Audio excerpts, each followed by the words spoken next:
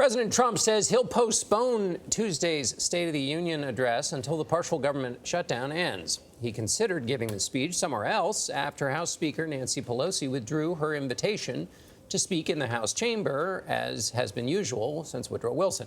Today is day 34 of the shutdown, and the Senate will vote on competing bills to reopen the government. Neither is expected to pass. That means about 800,000 federal workers will miss their second paycheck tomorrow. A career survey showed almost 80% of Americans said they live paycheck to paycheck.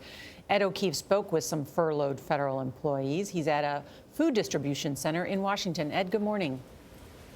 Good morning, Nora. It's expected to be another busy day here at the Capital Area Food Bank. And what's incredible is that a growing amount of the food in this massive warehouse is going to end up assisting furloughed federal employees.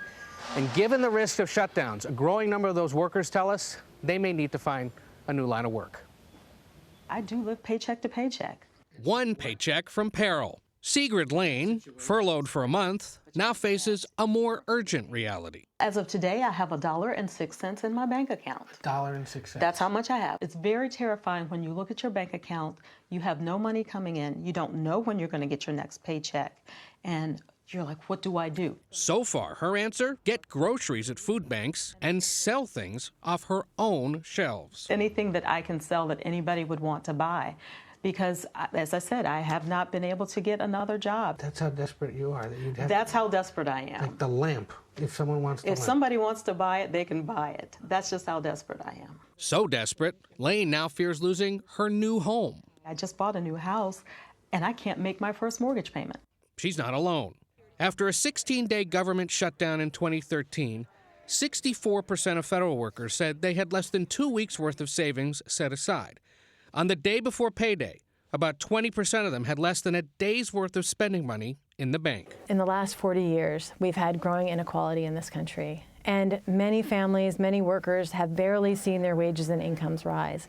So it's become increasingly difficult for them to pay for their basic expenses like housing and food and childcare. A challenge facing furloughed workers like Jessica Appel, an executive assistant at the Department of Transportation. Making sure now that we have enough groceries in the house, that paycheck to paycheck is everything for a small family like ours. And because she's a contractor, Appel won't receive any back pay when the government reopens. Already facing a stack of unpaid bills, Appel found out when she went to the doctor that she and her 2-year-old son, Chase, lost their health care. When I arrived, I was informed that my health insurance was not eligible.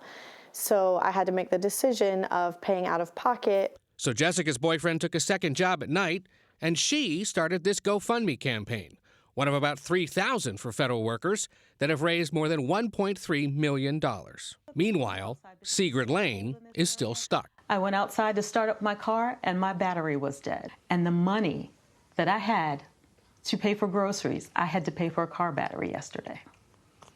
You turned that key in the car and you realized it was not working. Mm-hmm. What was your reaction? What am I going to do? And it took everything I had. I want to emphasize something that Sigrid Lane told us there at the beginning. She has $1.06 in her bank account. Because of this shutdown, there's a public servant in this country with less than $2 to her name. Let's think about that. Now, at this distribution center that services food banks across the D.C. area, they tell us they're going to serve about 600,000 more meals this month. That's because of the government shutdown. Nora?